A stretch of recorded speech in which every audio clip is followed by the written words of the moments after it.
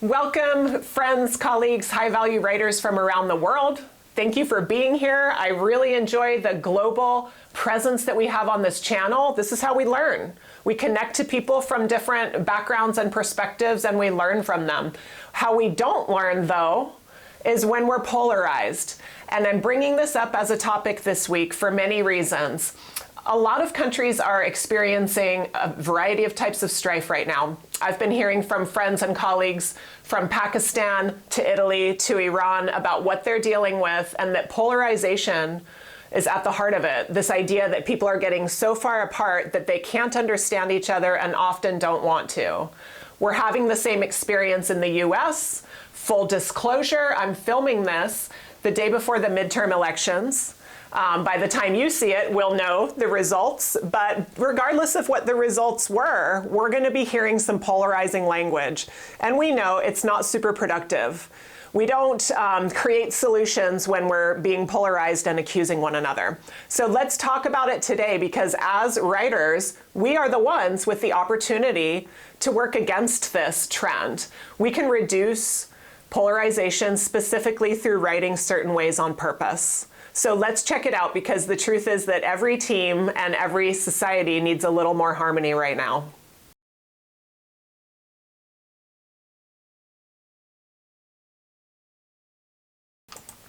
All right, so reducing polarization through writing. I'm going to give two examples to start with, and then we'll get into what polarization really is and how it works. And then we'll have a couple more examples with some best practices at the end. So you can use these for your workplace writing, your personal writing, etc. Okay, something I hear a lot just around the community: your beliefs aren't even logical. Sometimes I feel like that about someone's beliefs, but if I say that, we're not necessarily going to create a solution. I might say, I don't see the logic behind these beliefs. I'm not lying, I'm not being fake, I'm just saying I am in a situation where I can't figure out this logic. I'm not bringing in them and their thought process to the situation. That's probably going to create less of a defensive response, right? Similarly, maybe at a departmental level, when we're polarized across departments and really separated in the workplace, we might say, hey, our department gave you the updates weeks ago. What is the deal? And that has an us or them feeling to me. Our department, your department. One of these two departments is the good guys and one of them is not, right? Is what that sounds like. It would be less polarizing to say, hey, I'm following up on the updates we sent November 1st. So we can see from both of those examples, we have a sort of less peaceful, more defensive example, and then we have an example that maybe makes us feel a little less hot, a little less ready to fight back. So what is this all about? What is polarization anyway, and where does it come from? So polarization is really that idea. We get it. We can think about the North and South Pole being at completely different ends of reality in terms of what they're dealing with. Same with political thought, emotional thought, opinions, right? A and B, this and that. Those are examples of a dichotomy, which means there can only be two things and one is right and one is wrong. Now that's not true, right? Life is very complex. Rarely is something a 100% this or that. But dichotomous thinking would have us believe that it is, would have us believe that everything has a yes and no, or right or wrong. Everything is 100% moral or immoral, and every person is 100% good or bad. That's just not reasonable. But it's dangerous thinking that comes often from our social media use and media and ads, right? And so words that we'll hear are us versus them, us versus an other. When you hear somebody say, oh, the people who want to change that financially, they're just snakes. The people who want to do this new plan, they're just rats. No, no, no, that's othering. That's putting someone in a whole nother category as if they're less than human, which makes it so much easier for people to hate one another.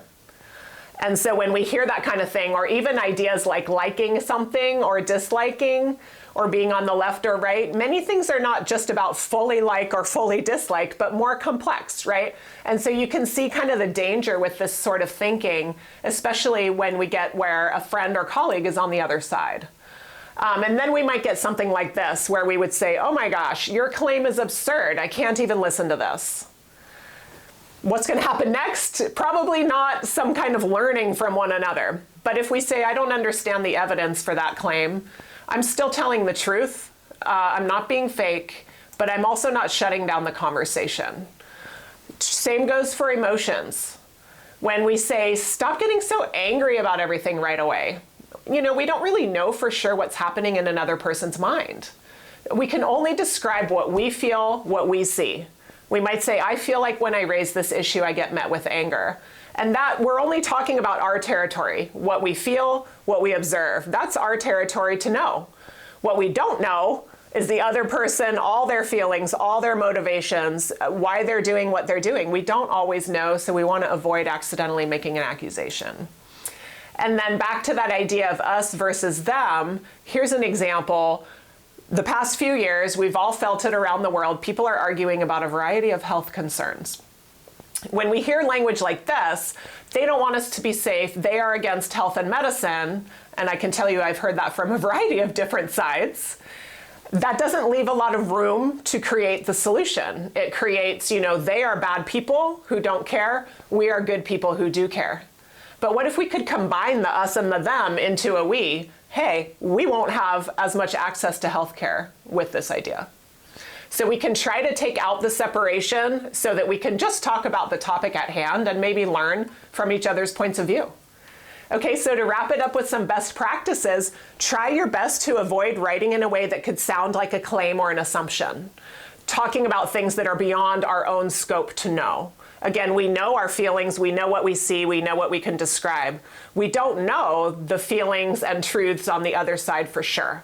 So we want to be careful with you language, us versus them language, accusing each other about their facts, or only caring about our own needs. And instead, we want to talk more observationally. Here's what I've seen, here's what I've experienced, here's what I can describe.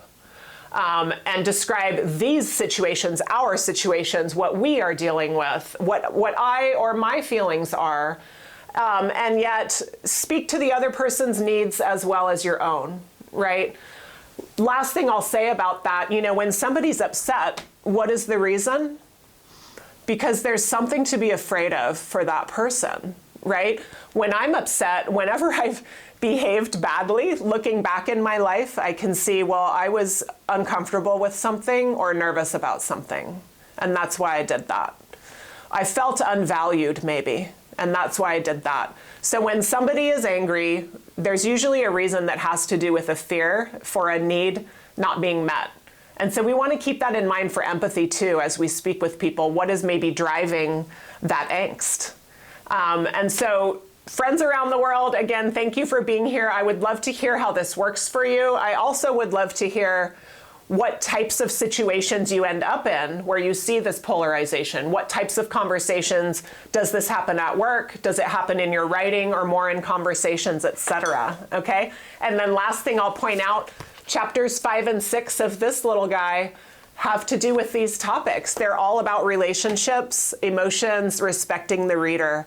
So check it out to get a little more help with this topic. All right, thanks for being here. Let's work together to try to create more harmony around disagreement. It's okay to disagree. But what we don't want to do is go so far as to dehumanize one another where we really can't get anywhere after that. All right, thank you. Have a great week. I'll see you soon.